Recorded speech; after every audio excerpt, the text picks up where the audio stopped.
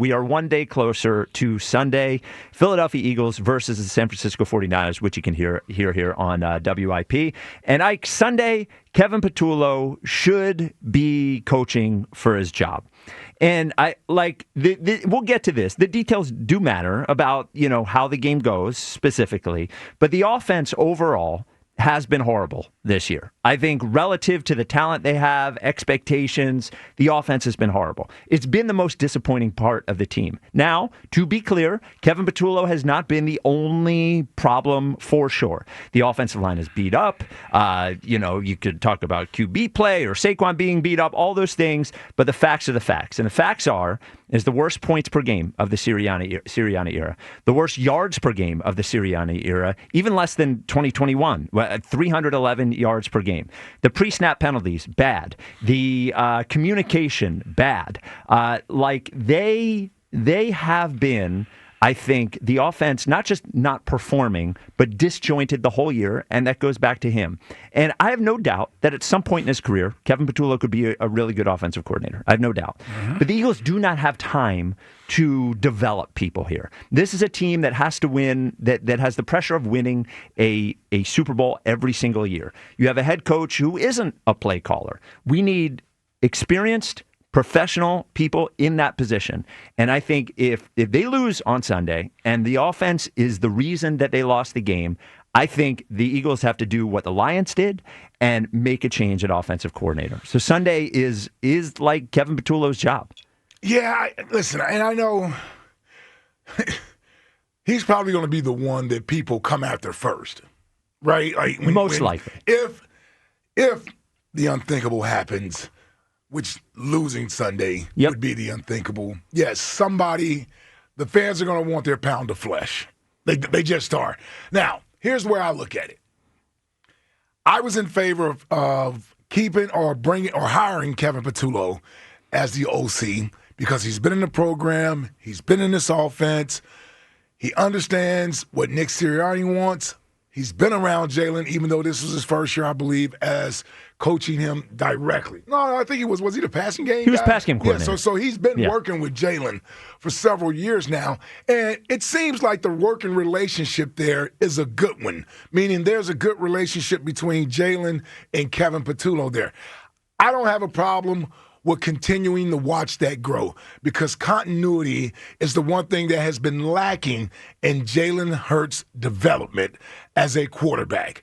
It's keeping someone there that he's familiar with so that he, not in the first year of mastering whatever offense is being required of him to run, but in the second year, right? I think about having Shane Steichen in the first year, and then he struggled, and then with Shane Steichen, the second year, he was the runner-up MVP. He was an MVP candidate in 2022.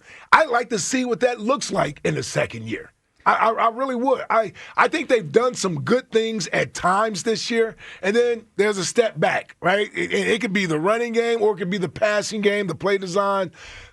I think he's had a role in that.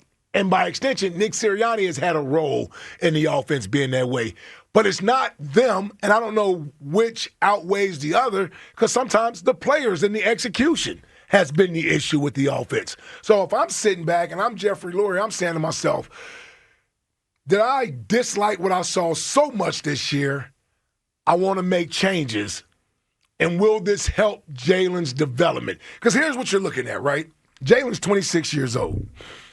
He's the franchise quarterback, and he's going to be here. There's only so much you can do to improve where Saquon is at. He's a running back. He's getting older. He is who he is. He is who he is. AJ and Devontae, they are who they are as wide receivers, two of the best in the game. The offensive line, they need to play better, but that's not a schematic thing, right? We all believe that's more of a physical thing. With Jalen, the scheme and what he's being asked to do always matters. And if you give him another year with Kevin Patullo, maybe he's more familiar and better equipped to be more efficient, like we saw in 2022. So that's where I kind of lay my hat at. I want to keep the continuity there because, quite frankly, it's almost unfair to just blame Kevin Patullo on the off because that's what it would be doing. Yes. If you fire him, you're blaming him for everything that's happened with the offense this year. So I agree in a lot of ways, but here is the problem with continuity, is let's say they lose 17-13 on Sunday, something like that, right? We're all blaming everybody, but Patullo is getting the brunt of it. Yeah. And they decide, we want continuity, we're going to keep Kevin Patullo. You tell me what happens after Game 2 next year when the offense looks like it did this year. And then they are stuck. And then it's 2 years in a row where that is where I'm trying to prevent that. And I know that continuity helps. I also know the Eagles won the Super Bowl with a first-time offensive coordinator for the Eagles. Kellen Moore had been an offensive coordinator before. And I just I don't know if, regardless of whether he will be good at it or not, I don't know if it's a tenable situation. Like for the Philadelphia Eagles as a whole, if 2 games into next season, now it could be 2 games into next season, they're scoring 33 points a game, whatever.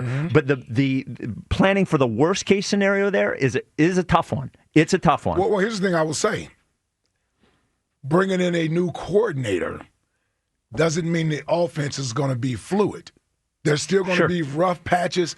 There's still going to be times where the offense stalls because, again, you're asking Jalen, who would be what is it, 9 or 10 coordinators in when you go from college to the pros in his career, where he's had so many coordinators, you're still adding that element to the equation. So while you may get a better play caller, a more seasoned play caller, we even saw Kellen Moore have issues as far as getting the passing game going.